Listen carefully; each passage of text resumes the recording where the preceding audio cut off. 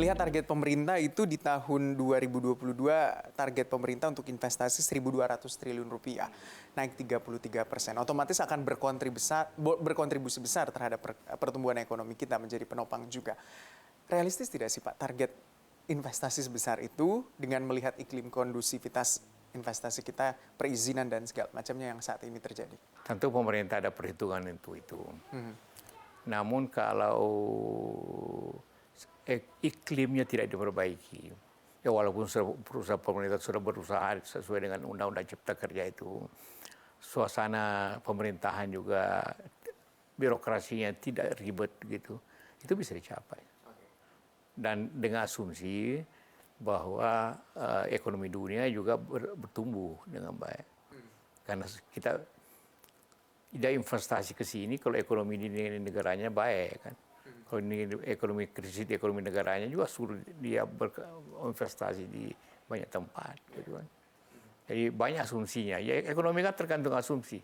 Ya, asumsi apa yang kita pakai. Ya, dan lihat juga bagaimana kondisi global juga ya Pak. Melihat negara-negara besar memiliki daya investasi sebesar apa untuk masuk ke Indonesia. Seberapa mudah sih saat ini untuk iklim kondusivitas kita untuk terbuka kepada investasi? Tentu banyak faktor sebenarnya ya. Faktor pemerintah selalu berusaha untuk mempermudah investasi itu dengan cara mengurangi aturan-aturan. Kemarin Undang-Undang Cipta Kerja, walaupun kemudian oleh MK agar dievaluasi prosedurnya, diulangi prosedurnya. Tapi suatu keinginan dari pemerintah, polisi pemerintah untuk mempermudah semua yang selama ini dianggap menghalangi investasi, ruang kerja.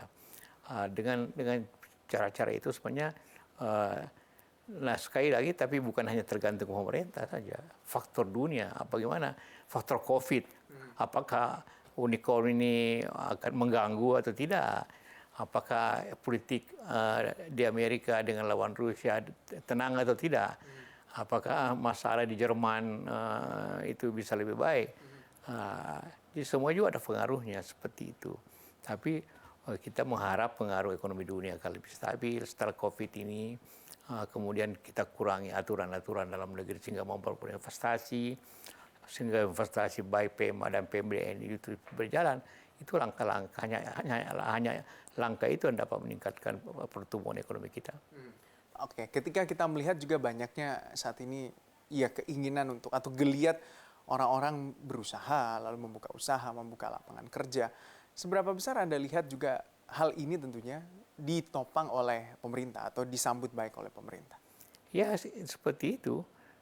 Justru pemerintah bersama DPR membuat Undang-Undang Cipta Kerja yang merubah 78 undang-undang. Mungkin terlalu banyak ya juga itu, sehingga agak kabur karena kelewat banyak. Jadi kita lihatlah hasil daripada itu nanti. Karena maksimum sudah sebenarnya upaya secara legal, tergantung kondisi, sangat ditentukan oleh juga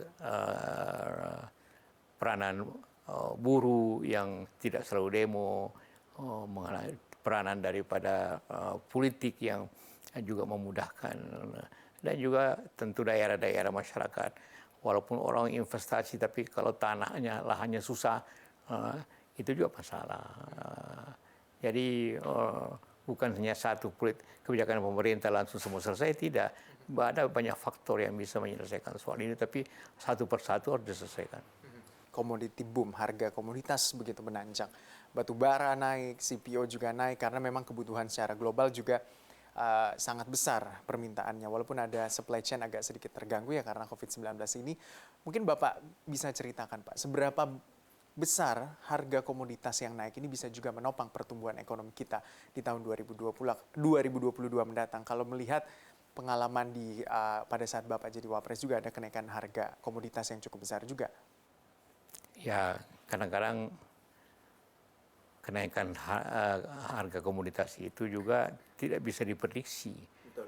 Ya, karena ada saja suatu masalah di suatu negara lain, ada saja masalah di Cina,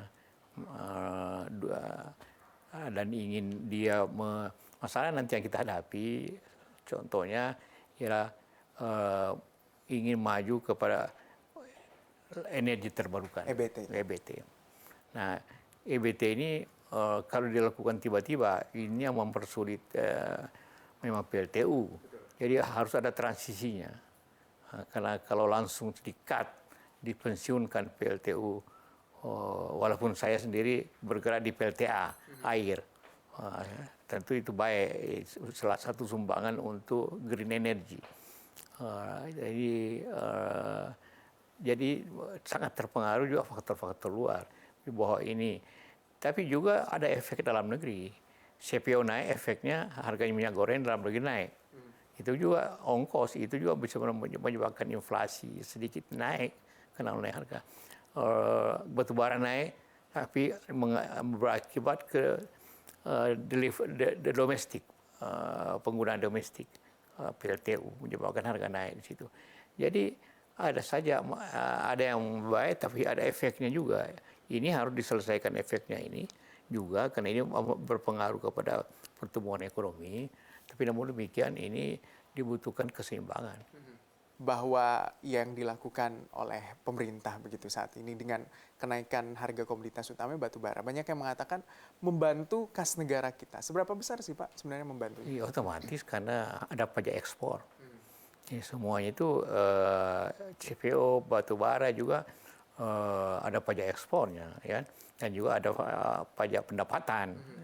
Jadi ekspor naik, maka pemerintah menerima pajak, dan tentu juga orang bekerja tentu mendapat penghasilan, kemudian juga karena itu mendapat lagi pajak penghasilan, kan. Baik, terima kasih Bapak Haji Muhammad Yusuf Kalla sudah bergabung bersama kami di CNBC Indonesia untuk wawancara secara eksklusifnya di hari ini. Sehat selalu untuk Bapak dan juga sukses untuk Bapak juga tentunya. Terima kasih Gibran.